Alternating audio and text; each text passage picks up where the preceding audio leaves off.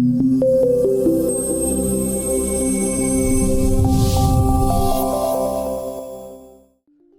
April of 2013, the Governance Lab brought together over 200 innovators from the public sector, private industry, and academia to experiment on how to improve governance using technologies that enable citizens to collaborate with each other and their institutions.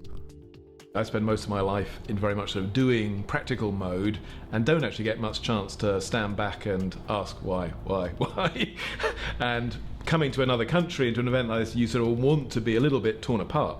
Yeah. So you can then put the pieces back together again in a better way. One of the things that's been most interesting about working with GovLab is the fact that there are so many talented people who are interested in solving the very problems that we're interested in solving at the state of Kansas. I mean, I had no idea there were so many people who'd be here who can say, well, yeah, we've done something similar to that in this context, and we could easily adapt it to what Kansas wants to do. When you work in government, the only thing that you have against you is time.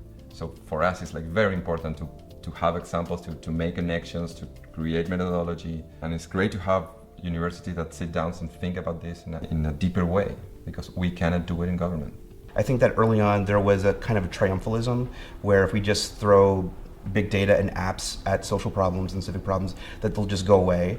And there is certainly still some of that out there, but in the discussions I'm having, I'm really glad to see that people are beginning to move beyond that to the next level of detail to say, what is actually working? Creating that interdisciplinary connection from computer scientists to government people, from theoreticians or academics to practitioners, I think that's really essential for defining the right problems to solve. And there's just a ton of decentralized energy creating lots of really interesting services. So the consumer market is now moving really quickly, whereas the government market is still constrained by sort of purchasing contract law and all sorts of other issues that make it difficult to get that technology to government services. Whether it's economic systems or health systems or education systems or sustainability questions.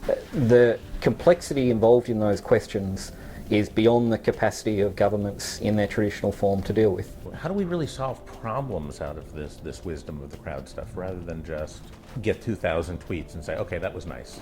A key success factor for any kind of public engagement process is that it has to be built digital and face-to-face.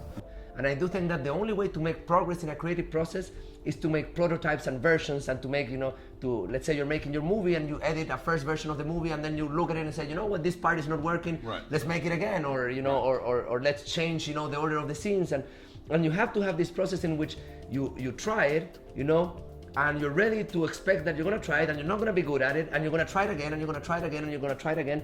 And the thing is, this embodiment, this taking your creative ideas and transforming it into something tangible is what allows you to iterate and improve them. We did a lot of whiteboarding, a lot of different idea sharing back and forth, very diverse backgrounds in the same room working together. So it was really exciting, and we came up with a general idea for what a prototype could look like. And then we got to sit down in the evening and actually hash something out so that we have an artifact that we can look at and discuss further now. The idea that we're creating these kinds of communities and that we're using web and web-enabled technologies to facilitate and catalyze those communities, that is the best possible use of internet technologies. I think it's tremendous.